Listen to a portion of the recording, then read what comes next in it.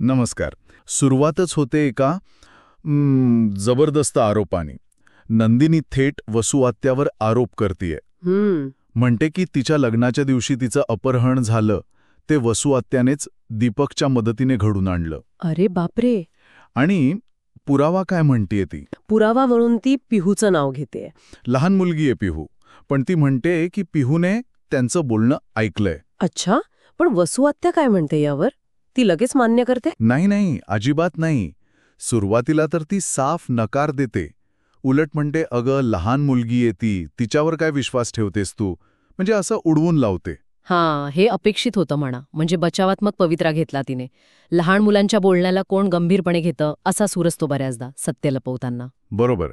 पण मग खरी गंमत येते जेव्हा नंदिनी वसुआत्याकडे तिचा फोन मागते, बहुतेक पुरावा म्हणून. आणि मग काय होतं? त्या क्षणी वसुआत्याचा पवित्रा बदलतो. तिचा तो बचावाचा बांध फुटतो आणि ती धक्कादायक कबुली देते. काय सांगता? काय म्हणते ती? अगदी स्पष्ट शब्दात सांगते, हो, केलंय मीच.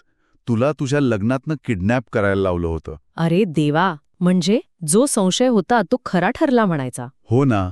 ही कबुली म्हणजे या सगळ्या प्रकरणातलं वादळाचं केंद्र आहे. पण का इतक्या टोकाचं पाऊल का उचललं तिने? काय कारण असू शकतं यामागे? कारण म्हणजे सूड, खोलवर रुजलेली सूडाची भावना. वसुआत्याच्या बोलण्यातनं ते स्पष्ट होतंय. अच्छा, कशाचा सूड? तिच्या नवऱ्याच्या मृत्यूसाठी ती नंदिनीच्या वडिलांना जबाबदार धरतीये. ती म्हणते ना, तुझ्या बापामुळे मी माझा नवरा गमावलाय नंदिनी.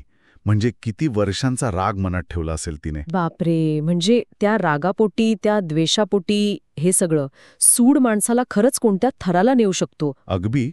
तिला नंदिनी सून म्हणून घरात नकोच होती. त्यासाठी आधी तिने काय केलं तर धनंजयला धमकावलं, लग्न मोडायला लावलं. पण ते जमलं नाही तेव्हा तिने दुसरा मार्ग निवडला. नंदिनीच्या प्रेमात जो दीपक अडकला होता त्याचा वापर केला. म्हणजे तिने दीपकच्या भावनांचा गैरफायदा घेतला, एका प्रकारे भावनिक शोषणच केलं त्याचं. हो, अगदी विचारपूर्वक रचलेला कट दिसतोय हा. आणि या सगळ्याचा परिणाम नंदिनीवर काय परिणाम झाला असेल या कबुलीचा? नंदिनी तर पूर्णपणे उद्ध्वस्त झालीये. ती म्हणतीये, तुमच्या सुडाच्या आगीत आम्हा चौघांची स्वप्न जळालीत वसुआत्या. किती खरंय हे. एका व्यक्तीच्या सुडामुळे 4 आयुष्य. पण वसुआत्याला काही पश्चाताप वाटतोय का? तिच्या बोलण्यातनं तसं काही जाणवतंय? नाही, तसं तर काही दिसत नाहीये. उलट ती अजून ताठ मानेने वावरतीये. ती नंदिनीला आव्हान देतीये की जा, काय करायचं ते कर, माझं कुणी काही वाकडं करू शकत नाही. घरात माझंच राज्य चालतं. काय म्हणता? म्हणजे पश्चाताप तर दूरच, हा तर अहंकार दिसतोय. सत्तेचा आणि नियंत्रणाचा दर्प म्हणायचा याला. बरोबर. तिला वाटते की कुटुंबातल्या तिच्या स्थानामुळे ती काहीही करून सुटेल. पण नंदिनी आता ऐकेल असं वाटत नाही. नाही, अजिबात नाही. तिने आव्हान स्वीकारलंय. ती ठणकावून सांगते वसुआत्याला, आज संध्याकाळी दिवे लागण्याच्या वेळी तुमचं काळं कृत्य मी सगळ्यांसमोर नक्की आणते. अच्छा, म्हणजे आता खरा संघर्ष सुरू होणार, सत्य बाहेर आणण्याची लढाई. हो, आता आर या पारची लढाई आहे. आणि या मुख्य कथानकासोबत आणखी काही ऑडिओचे तुकडे पण आहेत जे ऐकले की अजून थरारक वाटतं. हो, जसं की कोणीतरी शुभम करोती कल्याणम अशी प्रार्थना करतोय. एका बाजूला कटकारस्थाना, दुसऱ्या बाजूला प्रार्थना. काय विरोधाभास आहे. अगदी. आणि भूतकाळातलं एक वाक्य पण ऐकू येतंय, शंकर हा करेल तुझ्याशी लग्न. आता हे कशाबद्दल आहे कोणास ठाऊक. जुने संबंध, मोडलेली वचनं, काहीतरी असू शकतं. आणि नंदिनीचा तो प्रश्न जो अगदी काळजाला भिडतो, शत्रू घरातलाच असेल तर काय करायचं. हा प्रश्नच या सगळ्या परिस्थितीचा गाभा आहे. किती अवघड असतं हे. खरंच.